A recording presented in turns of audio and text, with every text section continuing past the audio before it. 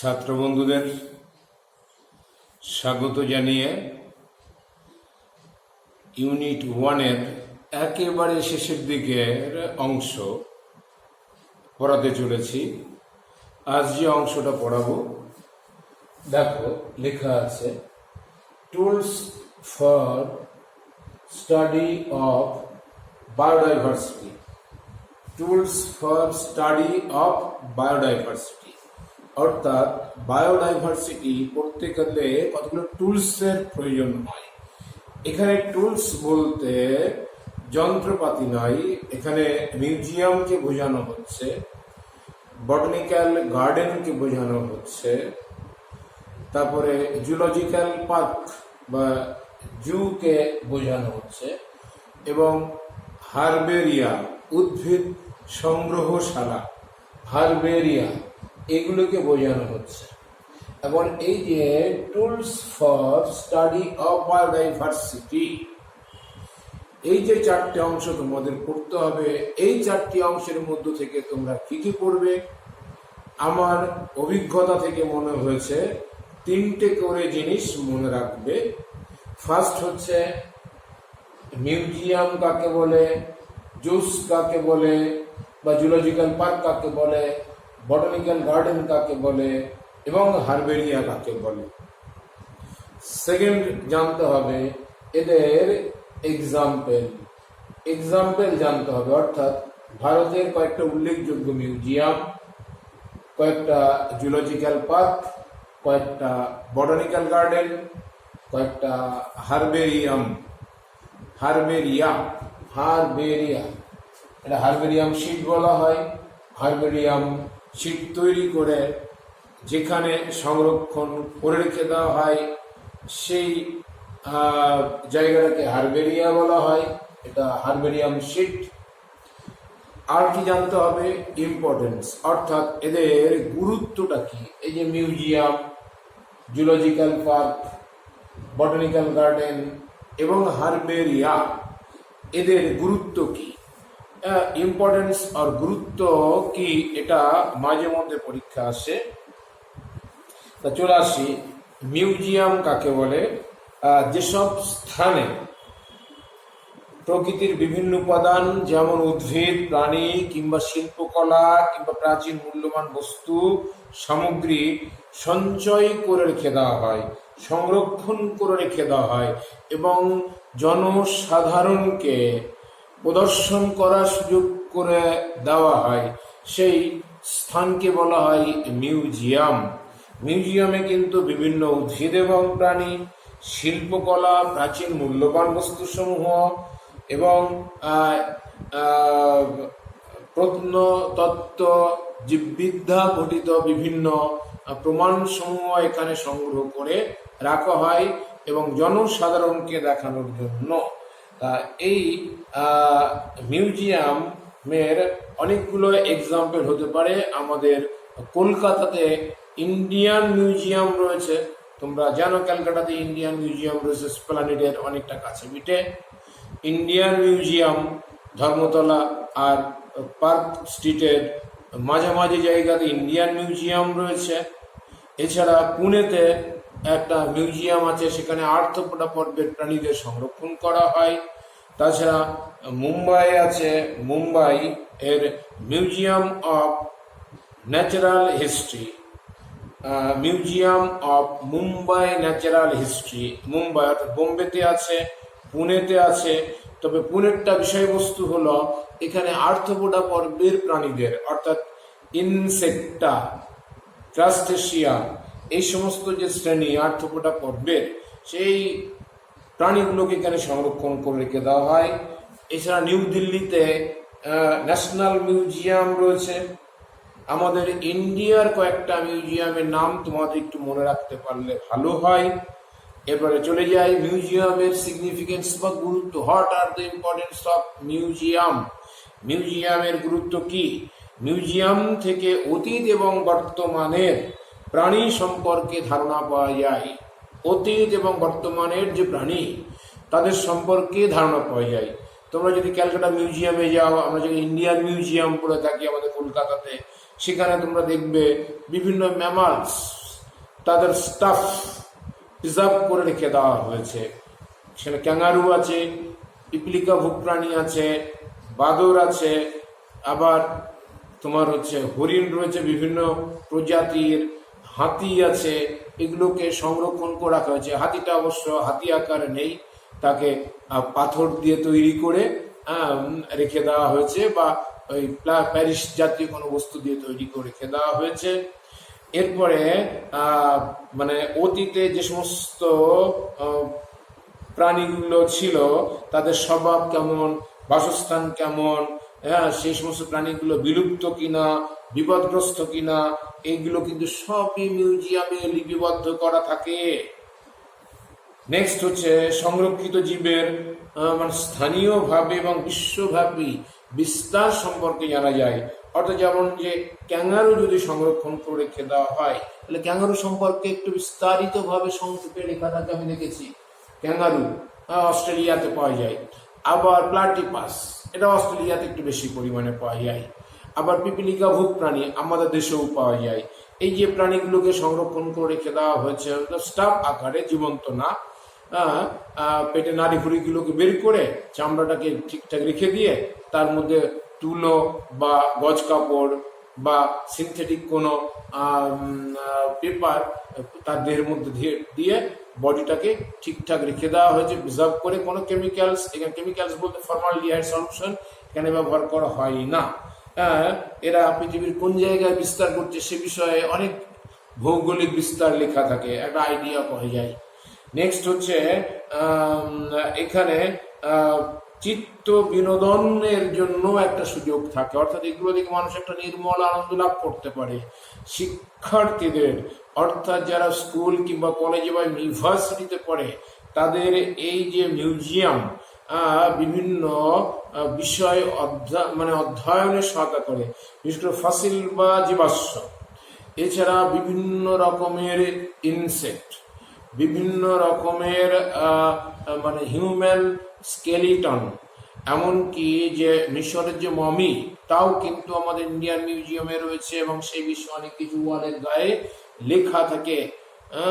এইগুলো সম্পর্কে একটা আইডিয়া পাওয়া যায়। ন্যাচারাল হিস্ট্রি সম্পর্কে জানা যায়, ন্যাচারাল হিস্ট্রি, প্রাকৃতিক ইতিহাস।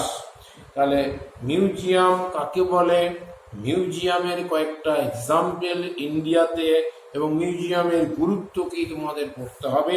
এরপরে আমি চলে যাবো জুলজিক্যাল পার্ক, সংক্ষেপে জুস বলা হয়, জু।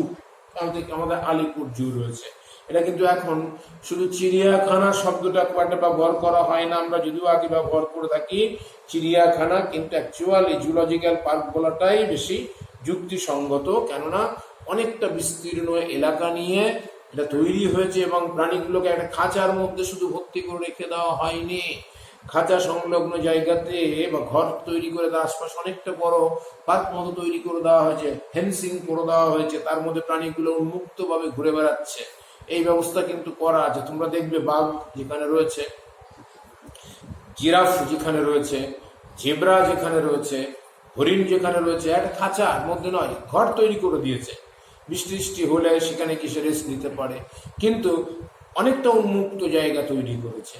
আরো যদি তোমরা ভালো মতো যাও, নন্দন কানন যেটা উড়িষ্যার, ওরাও কিন্তু one type of zoological park, কিন্তু ওটা আরো বেশি বিস্তৃত। ওখানে মানে এককালে প্রচুর পরিমাণে প্রাণী, ওখানে বিভিন্ন প্রজাতির প্রাণী থাকতো। এখন তো গেলে টাইলস বেশি দেখতে পাবে, সরীসৃপ জাতীয় প্রাণী। আর সেই অর্থে সিংহ খুব একটা দেখা যায় না, দু একটা হয়তো আছে, দু একটা সাদা টাইপের বাঘ পাওয়া যায়, ম্যাক্সিমাম নেই বললেই চলে নন্দন কাননে উড়িষ্যার। ওর থেকে আমাদের ক্যালকাটাতে অনেকটাই বেটার। ক্যালকাটা মিউজিয়ামেই জুলজিক্যাল পার্কে অনেক প্রাণী রয়েছে। তা এই জুলজিক্যাল পার্কের মধ্যে উল্লেখযোগ্য হলো কলকাতা জুলজিক্যাল গার্ডেন, আলিপুরের জুলজিক্যাল গার্ডেনটা বিশেষ উল্লেখযোগ্য। আলিপুরে খুব বেশি রয়েছে, আলিপুরেরটা আমাদের বেশি উল্লেখযোগ্য। আর এছাড়াও তোমরা যদি দেখতে যাও, তোমরা দেখবে দার্জিলিংয়ে দেখবে একটা জুলজিক্যাল পার্ক রয়েছে দার্জিলিংয়ে, সেখানেও কিছু কিছু প্রাণী সংরক্ষণ করে রেখে দেওয়া হয়েছে। রেড পান্ডা আছে, রয়্যাল বেঙ্গল টাইগার রয়েছে, এরকম বেশ কয়েকটা জায়গায় রয়েছে জুলজিক্যাল পার্ক। নেক্সট চলে যাই, জুলজিক্যাল পার্কের উল্লেখযোগ্য গুরুত্ব বা তাৎপর্য। মানে প্রকৃতি প্রেমীরা প্রাকৃতিক পরিবেশে কিভাবে উদ্ভিদ এবং প্রাণী বাস করে তার একটা সামগ্রিক মানচিত্র এখান থেকে পাওয়া যায়। প্রকৃতি প্রেমীরা প্রাকৃতিক পরিবেশে কিভাবে উদ্ভিদ এবং প্রাণীরা বাস করে সেই বিষয়ে একটা ধারণা পায়। বায়োলজি বা জীববিদ্যার ছাত্রছাত্রীরা জুলজিক্যাল পার্ক থেকে বিভিন্ন প্রাণী সম্পর্কে একটা তথ্য সংগ্রহ করার সুযোগ পায়। পর্যটকদের একটা মূল আকর্ষণ কেন্দ্র হচ্ছে জুলজিক্যাল পার্ক। আজকে টিভিতে দেখছিলাম জুলজিক্যাল পার্ক অর্থাৎ ক্যালকাটার আলিপুর জুটা খুলে দেওয়া হচ্ছে। এতদিন ধরে বন্ধ ছিল, মানুষ সেখানে যাতে যেতে পারে, চিত্ত বিনোদন করতে পারে, এরকম একটা ব্যবস্থা নেওয়া হচ্ছে। কোভিড-19 যে বিধিনিষেধ সেগুলো মেনেই নাকি সেখানে হবে। তা আমাদের এখানে চিত্ত বিনোদন একটা ব্যাপার, নান্দনিক সৌন্দর্য বৃদ্ধি পায়, মনে আনন্দ আসে। বিপদগ্রস্ত প্রাণীগুলোকে এক্স-সিটু সংরক্ষণের মাধ্যমে এখানে বৃদ্ধি করা যায়। এক্স-সিটু সংরক্ষণ, বিপন্ন প্রজাতি, বিপদগ্রস্ত, এই এক্স-সিটু সংরক্ষণের আইডিয়াল উদাহরণ হচ্ছে জুলজিক্যাল পার্ক, বটানিক্যাল গার্ডেন। এগুলো কিন্তু এক্স-সিটু সংরক্ষণের মধ্যে পড়ে যায়। তারপরে হচ্ছে জুলজিক্যাল পার্কগুলো একদিকে যেমন চিত্ত বিনোদন হয়, অন্যদিকে পর্যটন শিল্পের প্রসার ঘটে। আবার এর মাধ্যমে আমাদের দেশের অর্থ উপার্জনও হয়ে থাকে, কর্মসংস্থান বৃদ্ধি পায়। আর হচ্ছে এখানেও কিন্তু প্রাণীগুলোকে ব্রিডিং এর ব্যবস্থা করা হয়, অর্থাৎ এখানে বিপরীত লিঙ্গের প্রাণীগুলোকে রেখে দেওয়া হয়, তাদের প্রজননের মাধ্যমে সংখ্যা বৃদ্ধি করা হয়। আলিপুর জুতে যদি খোঁজ খবর নেওয়া যায়, জেব্রার সংখ্যা আমরা দেখি মাঝে মধ্যে জেব্রা শাবক তৈরি হয়েছে, আবার আমরা দেখছি যে ব্যাঘ্র শাবক তৈরি হয়েছে, জিরাফের বাচ্চা তৈরি হয়েছে। এটা ব্রিডিং এর মাধ্যমে অর্থাৎ প্রজননের মাধ্যমে বিলুপ্তপ্রায় প্রাণীগুলোকে রক্ষা করা জুলজিক্যাল পার্কের একটা উল্লেখযোগ্য গুরুত্ব বা তাৎপর্য। এরপরে চলে যাবে হারবেরিয়াম। বহুবচন হারবেরিয়া বলা হয়, একবচন হারবেরিয়াম। উদ্ভিদ সংগ্রহশালা, উদ্ভিদ সংগ্রহশালা, বহুবচন হারবেরিয়া বলা হয়। এই হারবেরিয়াম একটা বিশেষ প্রকারের সংগ্রহশালা, যেখানে বিভিন্ন অঞ্চলে উদ্ভিদ নমুনা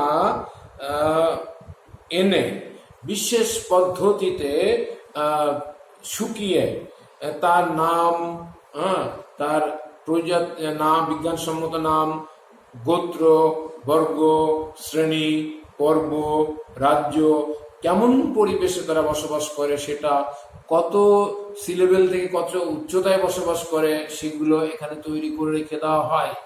এবং মানুষ, মানে বিশেষ করে স্টুডেন্টরা যারা উদ্ভিদ নিয়ে পড়াশুনো করে, বটানি, উদ্ভিদবিদ্যা নিয়ে পড়াশুনো করে, তাদের ক্ষেত্রে এটা বিশাল গুরুত্ব আছে। এটা একটা হারবেরিয়াম শিট, একটা নির্দিষ্ট মাপ হয় হারবেরিয়াম শিট। সেখানে কি করা হয়, ছোট লেবেল লাগানো থাকে, সেই লেবেলের মধ্যে প্রজাতি, গণ, গোত্র, বর্গ, শ্রেণী, পর্ব, রাজ্য সব লেখা থাকে, কোথা থেকে সংগ্রহ করা হয়েছে সেগুলো লেখা থাকে।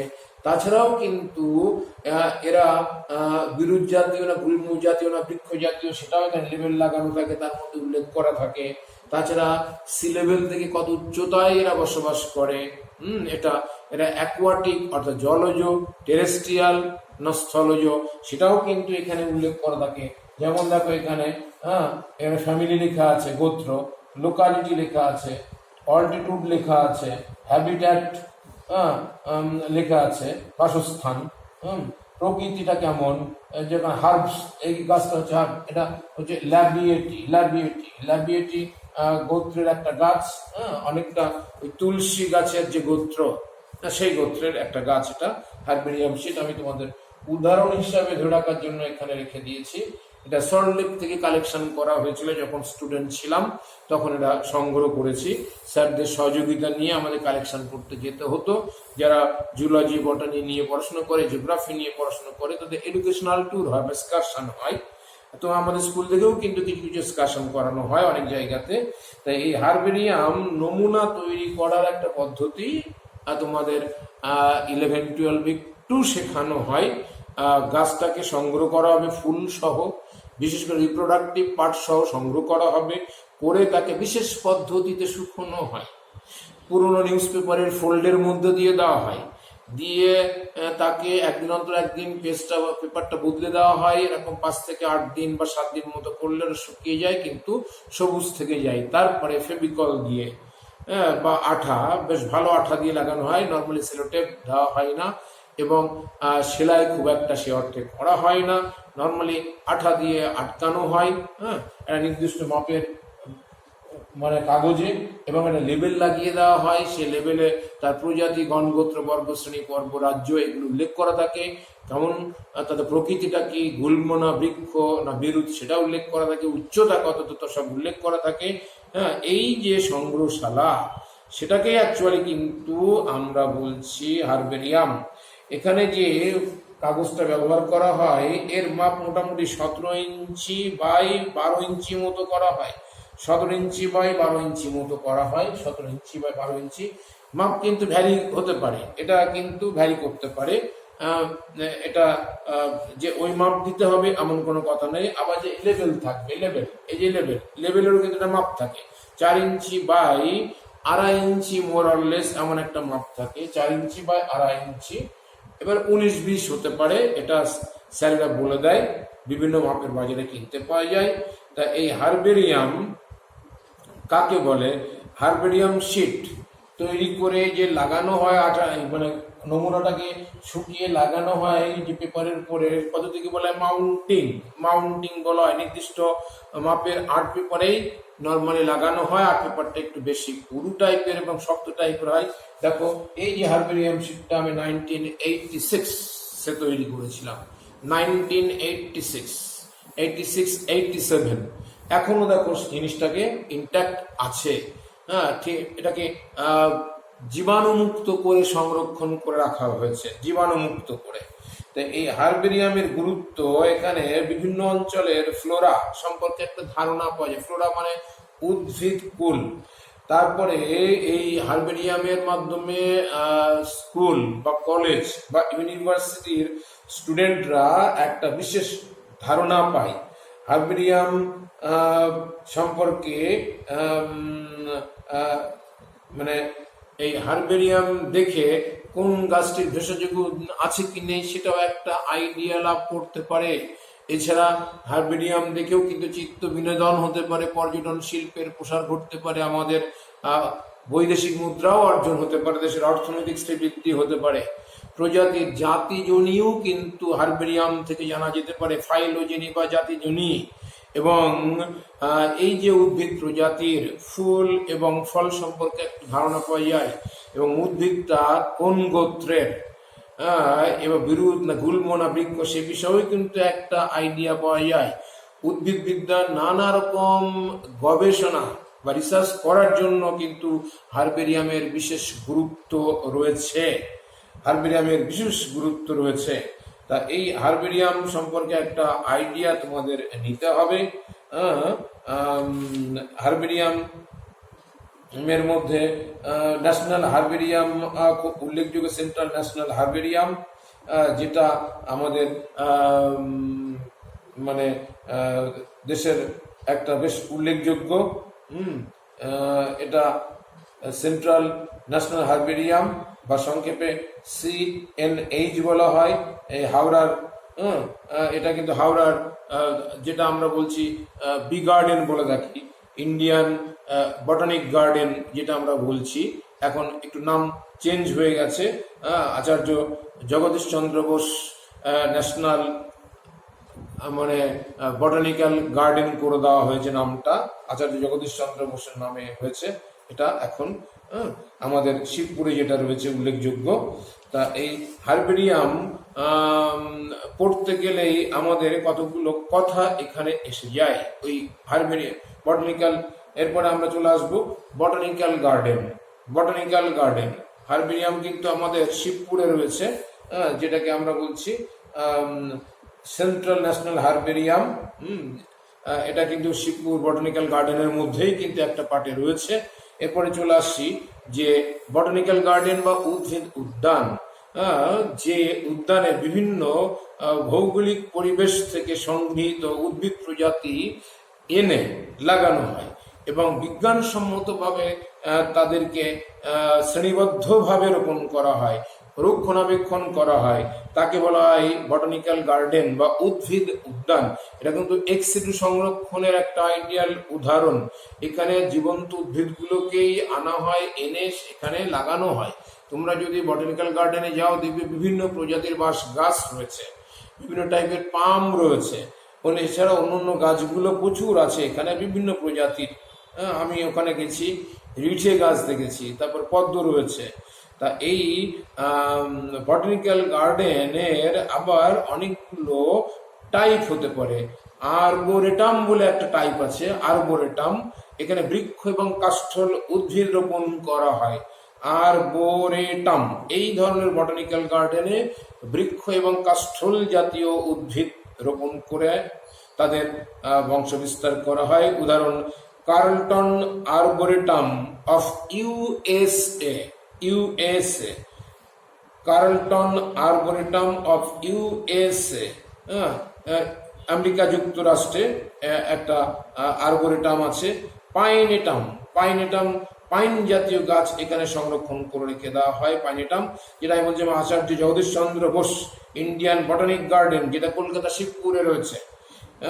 আচার্য Jagadish Chandra Bose Indian botanical garden বা বটানিক গার্ডেন কলকাতা শিবপুরে, এখানে কিন্তু পাইন জাতীয় গাছগুলো আছে। বিভিন্ন প্রজাতির পাইন গাছ কিন্তু এখানে থেকে পাইনেটাম বলা হয়। এছাড়াও অর্কিডেরিয়াম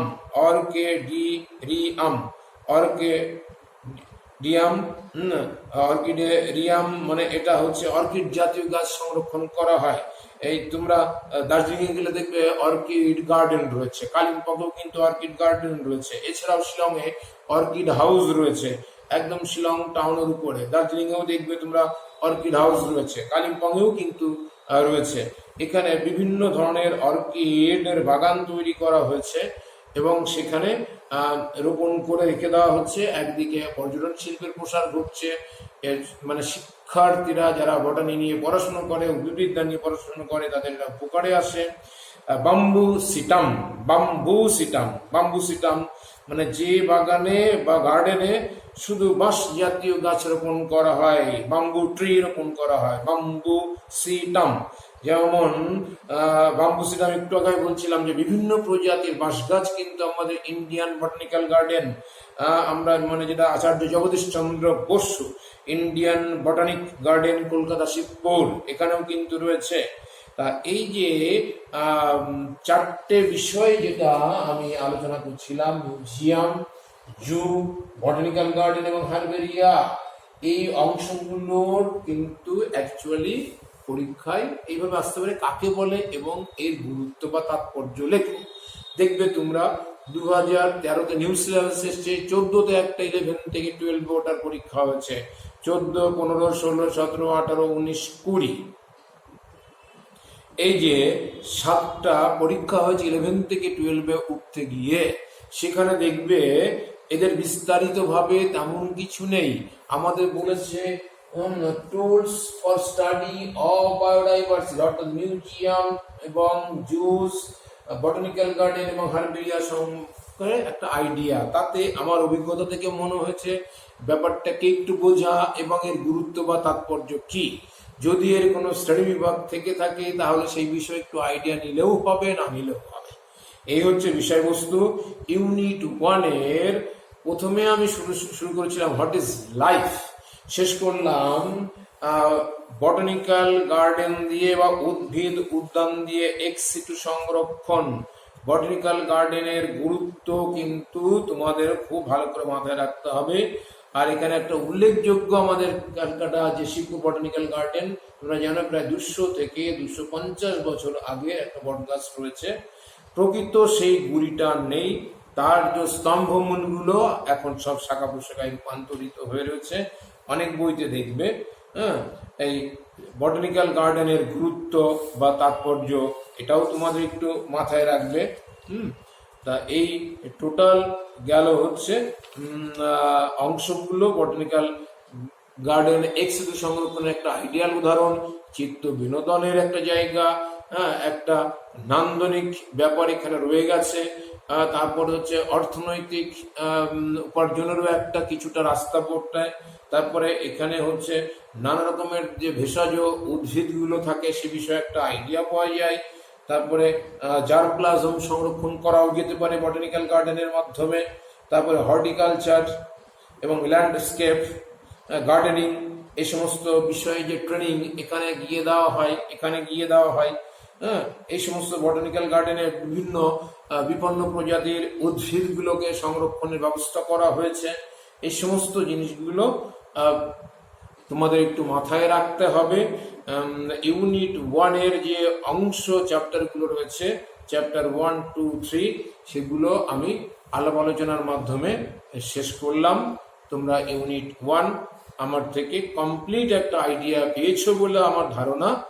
এরপরে আমি একটু আলোচনা করে দেখি যে আমাদের ক্লাস 11-এর আর কোনো অংশ সিলেবাসের মধ্যে বাকি আছে কিনা। আমি নেক্সট দিন আবার এখানে হাজির হব। দেখা যাক কোন অংশটা পড়ানো যায়, স্যারদের সঙ্গে একটু আলোচনা করে দেখি। সবাই ভালো থেকো, সুস্থ থেকো এবং স্বাভাবিক থেকো।